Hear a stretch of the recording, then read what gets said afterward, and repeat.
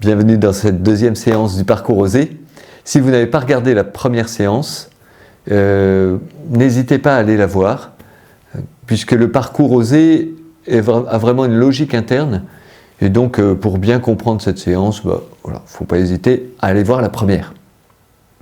Cette fois-ci, nous allons étudier la résurrection du Seigneur Jésus. Pour cela, on va se plonger cette fois-ci dans les Écritures.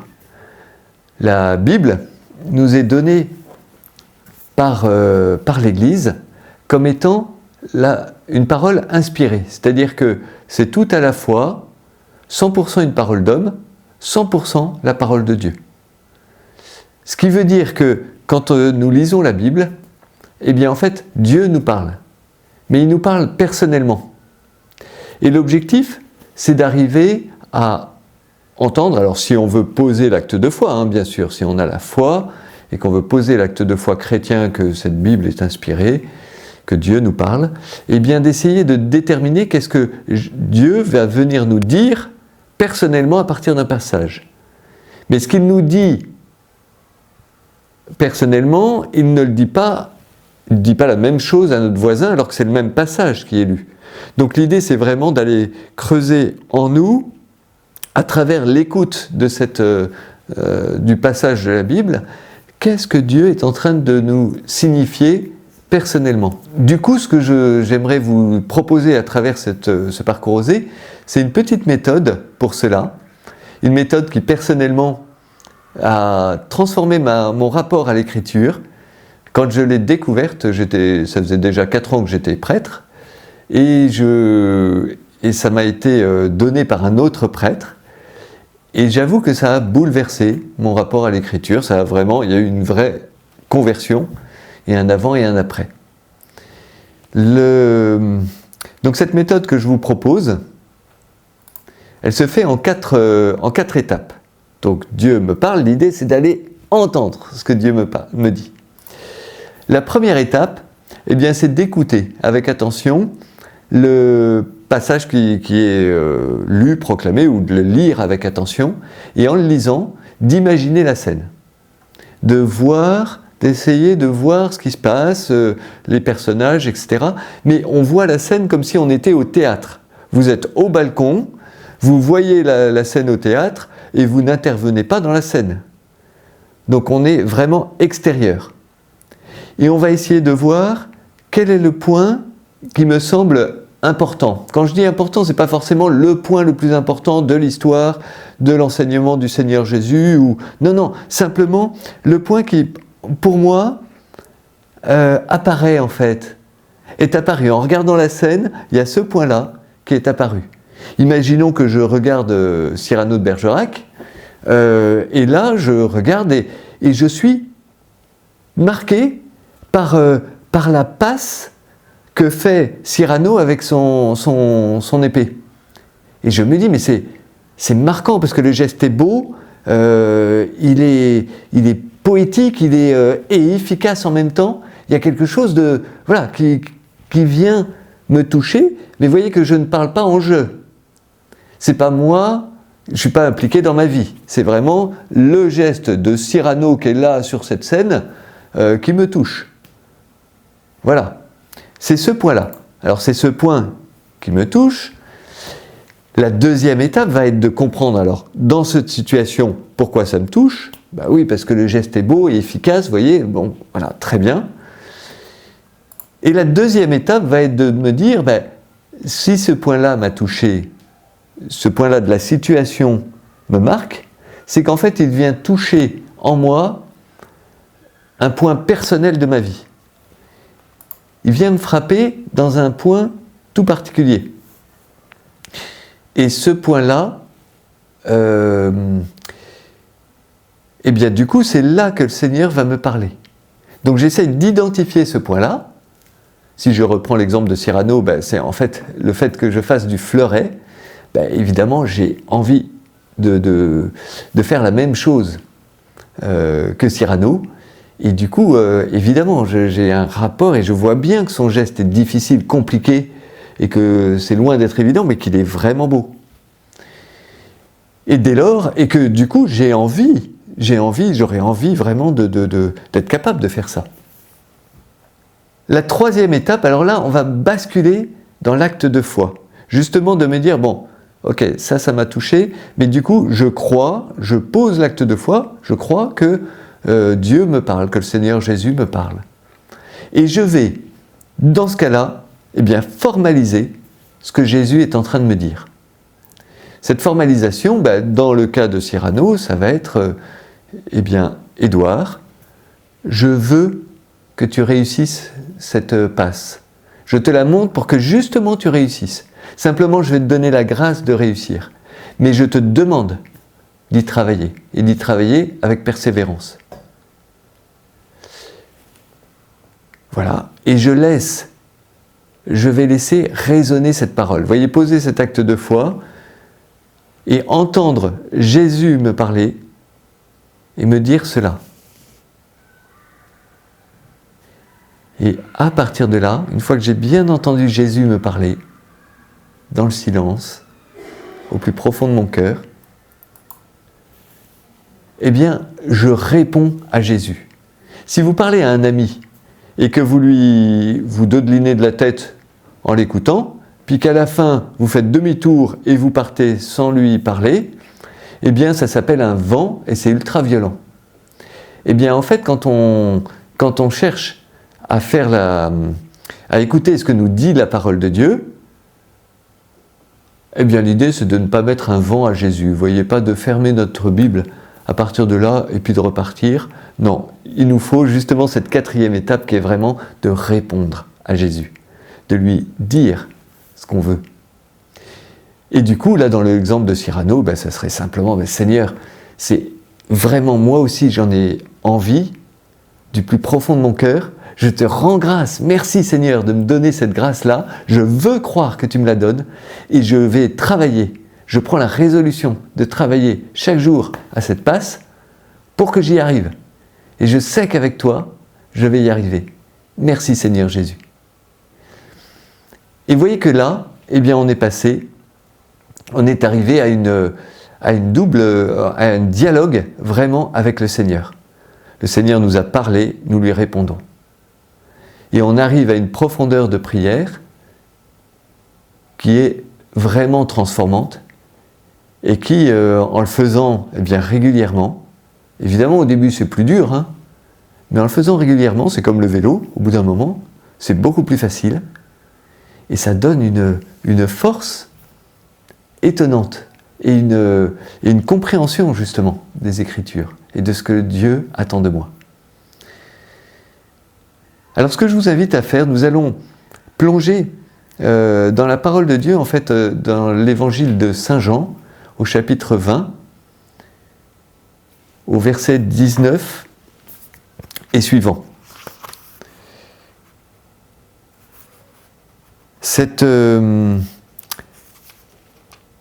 Et ce passage-là, je vous invite, je vais le proclamer, je vous invite justement à faire le premier exercice, simplement à visualiser la scène et à voir quel est le point important pour vous, tout simplement.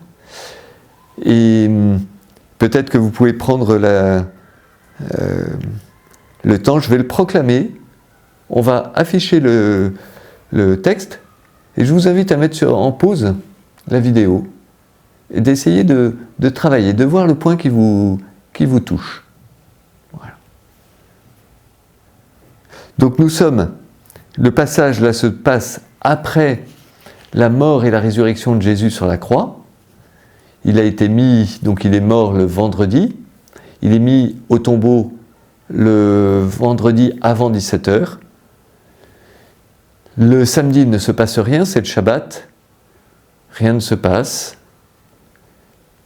Et le dimanche matin, Marie-Madeleine part au tombeau, et en fait quand elle arrive, elle voit la pierre rouler. Du coup elle court, et elle va chercher Pierre et le disciple que Jésus aimait. Ils courent tous les deux au tombeau, ils rentrent dans le tombeau, on nous dit que le disciple que Jésus aimait voit et croit, parce que qu'est-ce qu'il voit ? Il voit en fait les bandelettes les bandelettes et les tissus, qui ont entouré le corps de Jésus, en fait, qui est affaissé comme si le corps qui était à l'intérieur a disparu. Et les bandelettes, tout est affaissé comme ça, mais tout est en place. Et lui, autant y croit, autant Pierre, lui, repart avec un point d'interrogation sur la tête. Il ne comprend pas, il ne sait pas, il n'a pas compris.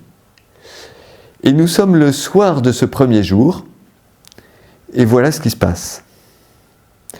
Le soir venu,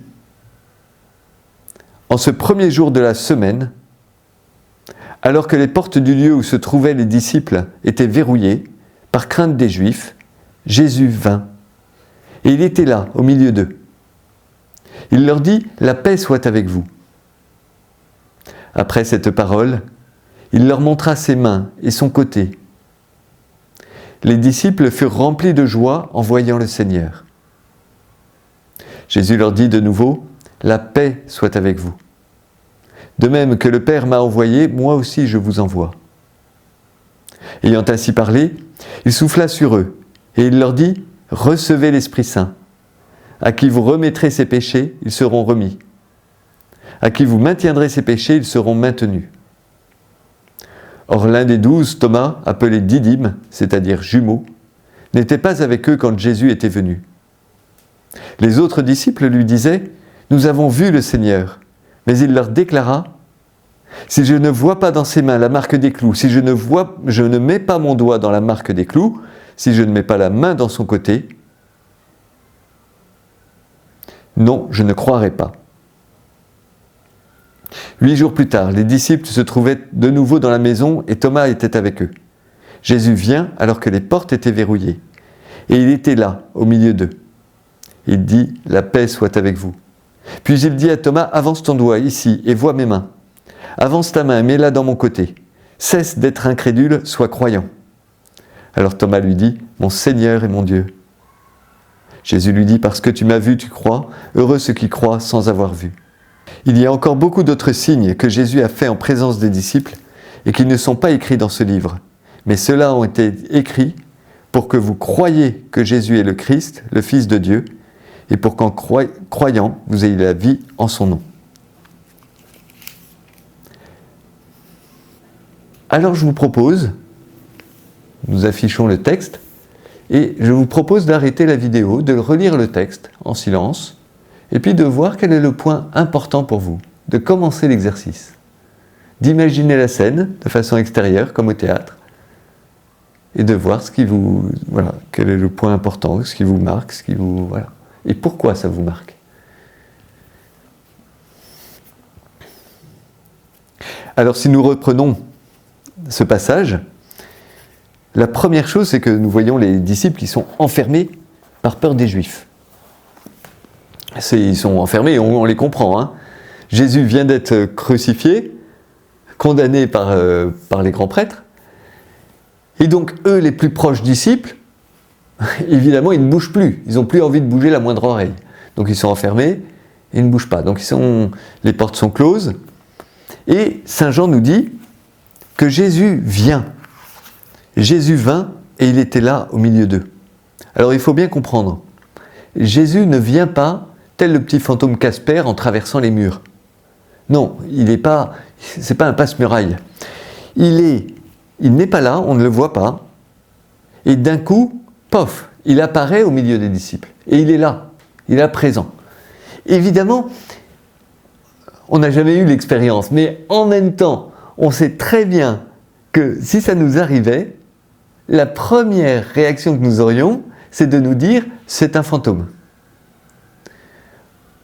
Or, que fait Jésus? Immédiatement, il va montrer les plaies dans ses mains, la plaie du côté, et il leur montre précisément que ce n'est pas un fantôme. Dans Saint Luc, c'est encore plus explicite, parce qu'il dit à ses apôtres, palpez-moi, touchez-moi et voyez qu'un fantôme, qu'un esprit n'a ni chair ni os, et que moi j'en ai.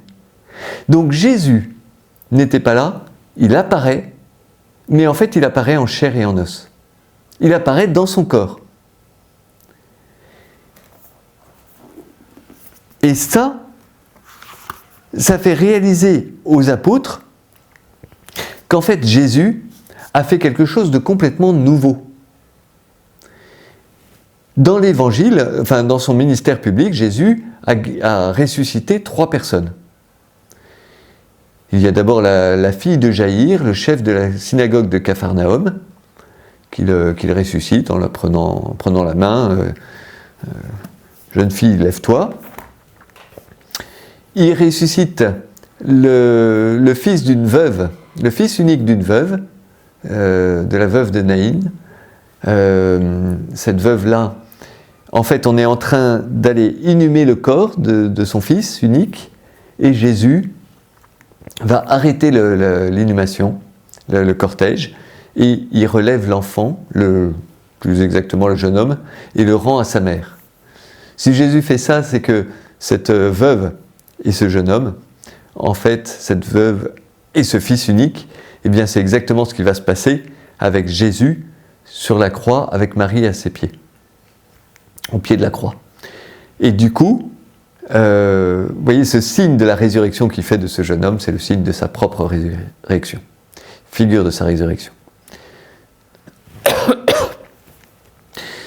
Et le troisième, eh bien c'est Lazare qu'il va ressusciter, juste avant, justement, la dernière semaine avant sa mort.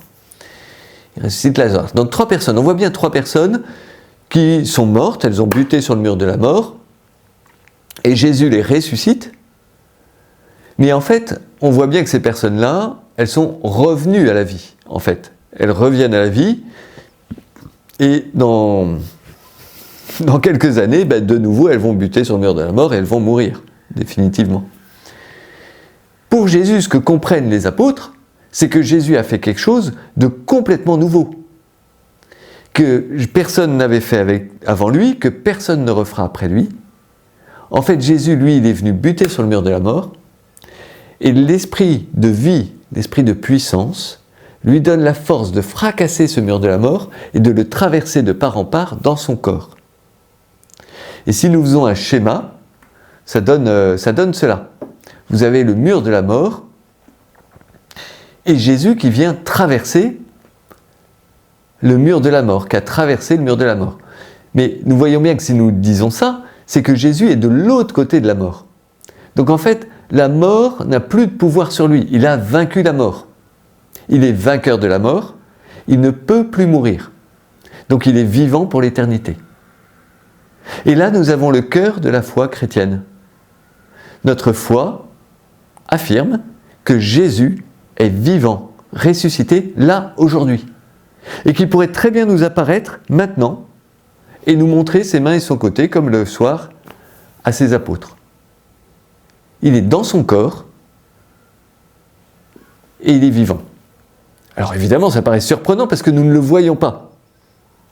Et que du coup, nous affirmons qu'un homme est ressuscité, a vaincu la mort il y a 2000 ans, sans que nous ayons, j'allais dire, une preuve tangible, physique de cela. Et de fait, vous voyez, ce qui va se passer, c'est que quand Thomas n'était pas là la première fois, et quand Thomas va arriver, les apôtres vont lui dire, Jésus est ressuscité, il a vaincu la mort, il est vivant pour l'éternité. Et Thomas va dire, attendez, vous êtes gentil, ça n'existe pas, quoi, c'est pas possible. Voilà, vous vous êtes fait avoir, c'est un gars qui s'est peint des marques de clous. Moi, vous allez voir, s'il réapparaît, je mettrai mon doigt dans la marque des clous et on verra que ce n'est pas lui. Et donc 8 jours plus tard, dans la façon de compter juive, c'est dimanche. Nous sommes dimanche la première fois. Quand les juifs comptent, ils comptent tous les jours, même le jour où on est. Et donc 8 jours plus tard, on est de nouveau dimanche. Ce qui vous marque, vous voyez comme quoi Jésus est en train de marquer l'importance des dimanches. D'où l'importance des dimanches chez les chrétiens. C'est le dimanche que nous allons à la messe, en tout cas que la messe est importante et j'allais dire pour tous. Et donc il apparaît de nouveau, et Jésus va apparaître devant Thomas, et lui dire de nouveau, il apparaît dans son corps, et lui dire, vas-y, mets ton doigt dans la marque des clous, mets ta main dans mon côté. Et c'est très marquant parce que Jésus a pris Thomas au mot. Thomas, dans un élan un peu rapide, a dit, eh ben non, moi si je ne mets pas mon doigt dans la marque des clous, si je ne mets pas ma main dans son côté, non, je ne croirai pas. Évidemment, vous voyez, il y a un côté un peu excessif, un peu grandiloquent, et Jésus le prend au sérieux. C'est-à-dire qu'il lui dit, vas-y, du coup, maintenant vas-y, mets ton doigt, mets ta main, parce que tu es obligé, si tu veux croire. Si je veux que tu crois, il faut que tu le fasses, tu l'as dit. Donc vas-y, va jusqu'au bout. Je ne sais pas si Thomas l'a fait. Personnellement, j'ai toujours du mal à l'imaginer. Et en même temps, de fait, si Thomas ne veut pas se renier sa parole, être faux, il a dû le faire. Et de fait, Caravage l'imagine. C'est cette photo étonnante, ce tableau étonnant, avec ce losange des 4 têtes, et avec une main dont on ne sait pas si c'est la main de Jésus qui pousse la main de Thomas, ou si c'est celle d'un autre disciple, de Pierre ou d'André. Et donc, voilà, en revanche, ce que j'imagine très bien, et qui n'est pas dit du tout par Saint Jean, c'est que Thomas, quand il dit « Mon Seigneur et mon Dieu », en fait, il se prosterne, il ne reste pas debout, il est prosterné. Parce que « Mon Seigneur et mon Dieu », c'est la plus belle profession de foi de tout l'Évangile. Et c'est une vraie profession de foi. Parce que ce que confesse Thomas, ce n'est pas ce qu'il voit, c'est justement ce qu'il ne voit pas. Thomas voit devant lui un homme en chair et en os. Alors, un homme qui a vaincu la mort, et il le réalise. Ce qu'il confesse, c'est la divinité de Jésus, c'est ce qui ne se voit pas. C'est que Jésus est fils de Dieu. Souvenez-vous de la première séance, où nous avions dit justement que l'interrogation que nous posait Jésus, c'est « Est-ce que je suis un imposteur génial ou fils de Dieu ?» Et en fait, nous n'avons pas d'autre possibilité. Eh bien, Thomas lui répond « Mon Seigneur et mon Dieu, tu es fils de Dieu, et je le crois. » Quelle est la logique de Thomas? C'est ultra logique. Il voit un homme qui a traversé le mur de la mort. Il se trouve que dans les évangiles, si vous avez lu un évangile, vous voyez que par 3 fois, Jésus annonce à ses apôtres qu'il va mourir et qu'il va ressusciter. Il annonce ce qui va arriver. Thomas se dit, attends, un homme qui est capable d'annoncer qu'il va mourir et ressusciter, et qu'il le fait, dans ce cas-là, quand il dit quelque chose, on peut le croire. Et donc quand il a cette prétention divine, on peut le croire. Et je le crois. Il est fils de Dieu. Comme il le dit, comme il le prétend. D'où voilà cette foi de Thomas. Et vous voyez que nous, nous sommes comme Thomas.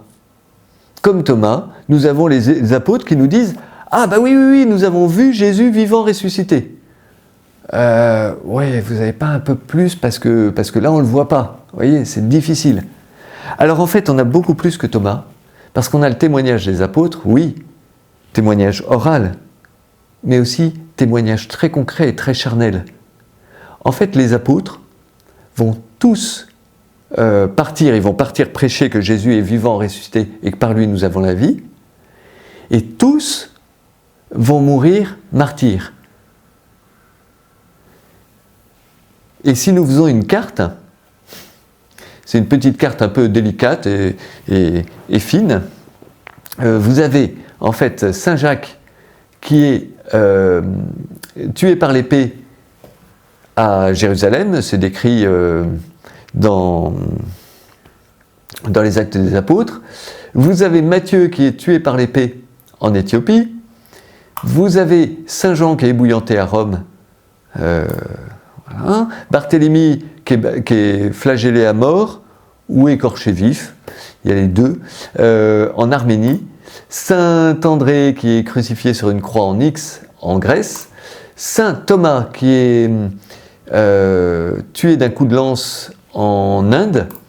Saint Matthias lapidé en Éthiopie, Saint Philippe crucifié, Saint Paul décapité à Rome, Saint Pierre crucifié la tête en bas à Rome, donc là on passe aux évangélistes, ce ne sont plus les apôtres, mais Saint Marc traîné derrière un char près d'Alexandrie, Saint Luc pendu en Grèce.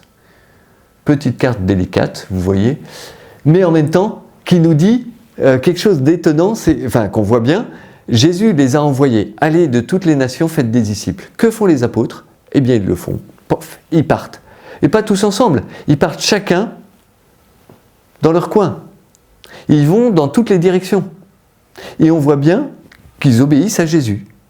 Et ils vont mourir chacun de leur côté. Vous voyez, s'il y en avait eu 3 ou 4 qui face à la mort avaient dit « Ah non, non, non, ne me tuez pas, c'est pas la peine, en fait ce que je raconte c'est des carabistouilles, Jésus n'est pas ressuscité, on a caché le corps, on l'a fait disparaître, tout ça », en fait on pourrait se dire encore « Bon, il en reste encore 8, peut-être que c'est vrai, peut-être que c'est pas vrai », mais là il n'y en a pas un seul. C'est-à-dire que tous vont jusqu'à la mort pour affirmer que Jésus est vivant, ressuscité. Donc vous voyez, il y a un témoignage, alors à la fois petit, parce que c'est seulement 12 hommes, mais en même temps ultra charnel et très fort. Parce que oui, c'est 12 hommes, mais 12 hommes qui sont partis chacun de leur côté et qui ont eu le même témoignage jusqu'à la mort pour cela. Donc quelque chose de beau, vous voyez, et autant, vous voyez, notre foi est très charnelle, c'est-à-dire que ce que nous croyons, c'est que Jésus est vivant, ressuscité dans son corps, en chair et en os, c'est du concret. De la même façon, le témoignage des apôtres est très concret. C'est pas simplement une parole en l'air, oui, on l'a vu, je vous assure, croyez-moi. Non, non, c'est croyez-moi, mais parce que je donne ma vie pour ça. Et le témoignage le plus impressionnant des apôtres, c'est celui de Pierre. Pierre, en fait, il est celui qui se prend pas mal de baffes par Jésus dans les évangiles.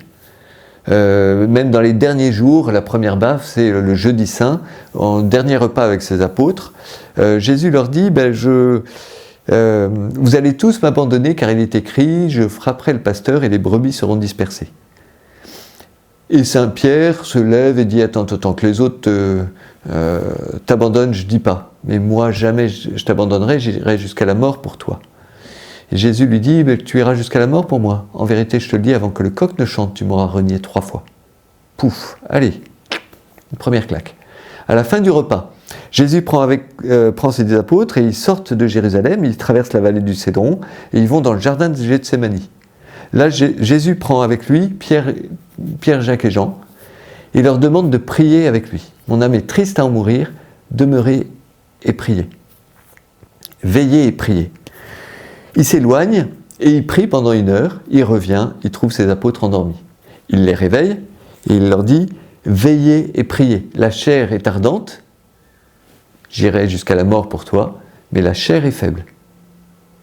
Veillez et priez pour ne pas entrer en tentation. » Il repart, il prie 1 heure, il revient, il dort. Il les réveille, il repart, il prie 1 heure, il revient, il dort encore.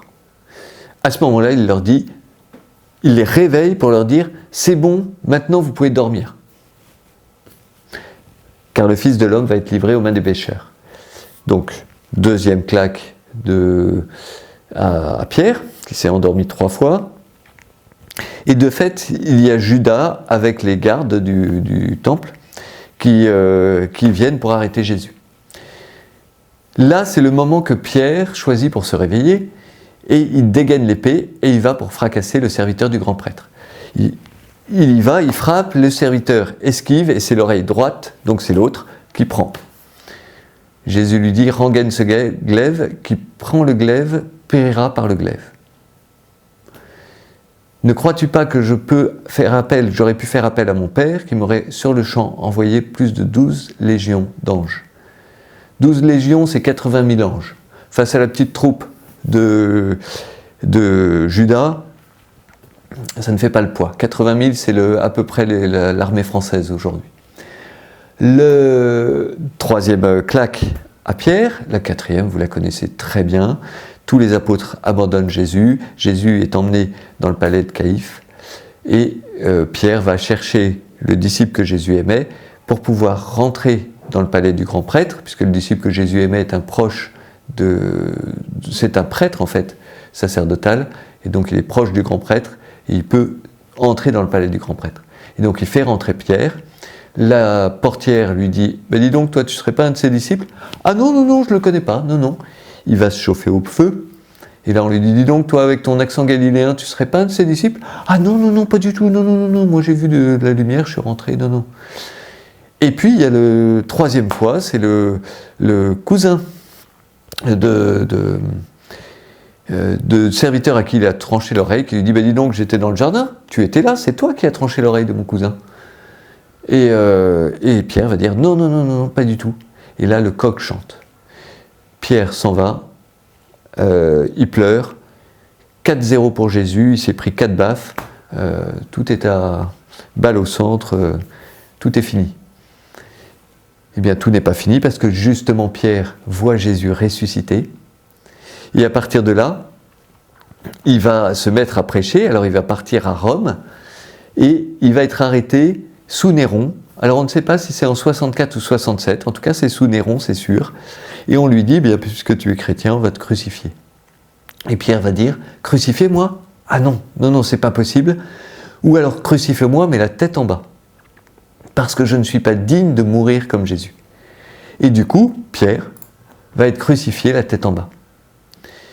Ce qui manifeste quelque chose de marquant, c'est que, vous voyez, autant quand Pierre a renié Jésus, il avait peur de la mort. On sent bien qu'il avait peur de la souffrance et de la mort. Là, face à la mort, quand on lui dit qu'il va être crucifié, Pierre n'a plus peur de la mort. Le problème, c'est pas la mort. Jésus est ressuscité, il sait que Jésus va lui donner la vie, pas de souci. Dans son problème, c'est de mourir comme Jésus. Vous voyez, ce qui est très impressionnant, c'est que c'est la façon de mourir. Et on sent bien que face à Jésus, pour Pierre, il y a Jésus, et lui, il est un tout petit serviteur qui n'est pas digne de mourir comme lui. Saint Jean-Baptiste dira, je ne suis pas digne de délier la courroie de ses sandales. Et saint Thomas a dit, mon Seigneur et mon Dieu, en se prosternant.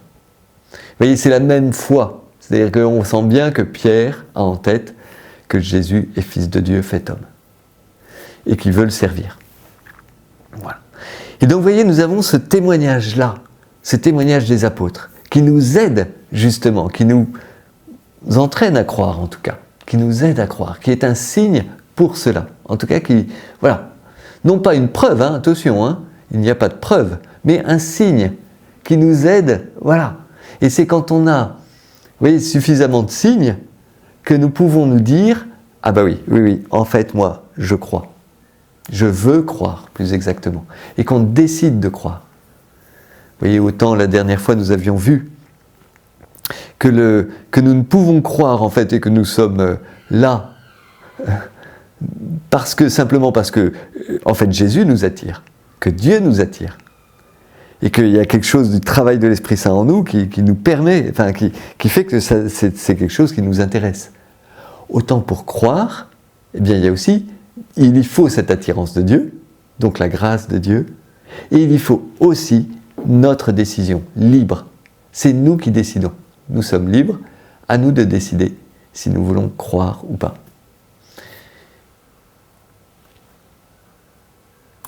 Blaise Pascal écrit « Je ne crois que les histoires dont les témoins se feraient égorger. » Et évidemment, quand il écrit ça, il pense aux apôtres. Alors, en même temps, eh bien, si nous continuons, Saint Jean va écrire, il dit qu'il y a beaucoup de signes, et il va écrire que, justement, ces signes ont été mis par écrit, ces signes-là ont été mis par écrit, ont été écrits pour que vous croyiez que Jésus est le Christ, le Fils de Dieu, et pour qu'en croyant, vous ayez la vie en son nom. Que vous ayez la vie en son nom. Donc le but, c'est bien de croire que Jésus est le Fils de Dieu, et pour qu'en croyant, on ait la vie en son nom. Pourquoi il dit ça? Eh bien parce que si nous reprenons ce petit schéma du mur de la mort, eh bien nous voyons que, en fait, moi, ma vie, elle est assez simple. C'est-à-dire que je marche vers la mort, et je sais que je ne serai pas plus fort que la mort. Je vais buter sur le mur de la mort, je ne serai pas plus fort, et je ne pourrai pas vaincre la mort, traverser le mur de la mort. Donc ma vie, elle est terminée. Point. Point final. Jésus, lui, nous propose, en fait, par la foi et les sacrements, notamment le baptême, la confirmation et la communion, donc par la foi, c'est-à-dire de croire en lui et de lui faire confiance, pas simplement une foi intellectuelle, vous voyez, mais vraiment quelque chose où je fais confiance à Jésus et je me remets entre ses mains, eh bien il m'invite, donc par la foi et la puissance des sacrements, baptême, confirmation, communion, trois sacrements de l'Eucharistie, les trois sacrements de l'initiation, qui sont les trois sacrements qui font de nous pleinement un chrétien. Eh bien, il nous unit à lui, et il nous guide sur un chemin pour pouvoir nous faire traverser le mur de la mort par la brèche qu'il y a ouverte. Et donc il ouvre pour nous, vous voyez, le chemin de la vie. Par la foi, en croyant en lui. C'est cela. Et c'est ça notre foi en fait. Que Jésus est vivant, ressuscité, puisqu'il a vaincu la mort il y a 2000 ans, mais qu'il est vivant aujourd'hui, et qu'aujourd'hui il me propose, par la foi, de pouvoir ouvrir ma vie, d'ouvrir l'horizon de ma vie à la vie éternelle, et de pouvoir accéder à la vie éternelle. Pour le représenter différemment, voilà, vu de mon point de vue, voilà, je marche vers la mort, et je sais que ma vie va s'arrêter là, et en fait le Seigneur Jésus, par la foi, m'ouvre la route, le chemin vers la vie éternelle. Et donc c'est mon horizon, vous voyez, qui s'ouvre, et la vie éternelle qui s'ouvre pour moi. Et c'est ça que l'Église annonce. Vous voyez que ce que l'Église veut annoncer au monde, c'est justement cette vie éternelle qui s'ouvre par le Seigneur Jésus. Ce que Jésus est venu faire, ce qu'il veut faire, c'est sauver tous les hommes. Il veut que tous puissent accéder à la vie éternelle. Et pour cela, il les appelle à la foi.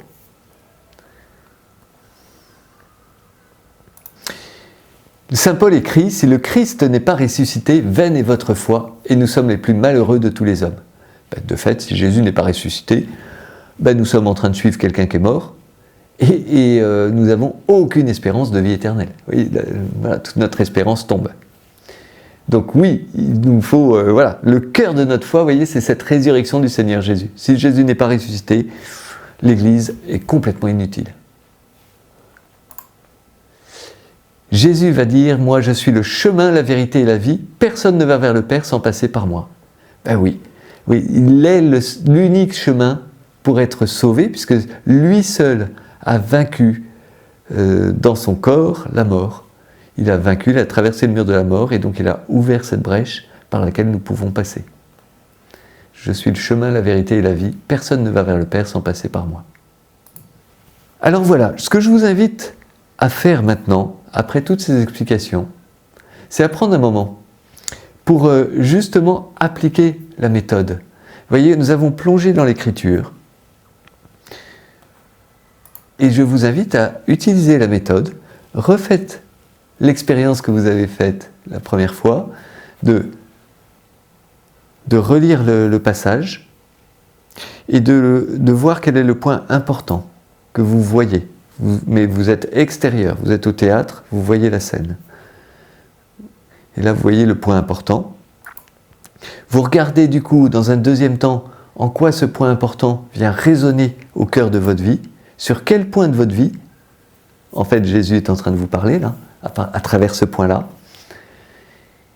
Du coup, si vous êtes prêt à poser un acte de foi, eh bien, je vous invite à le poser et à vous dire, tiens, qu'est-ce que Jésus est en train de me dire à moi, personnellement, à travers ce point-là?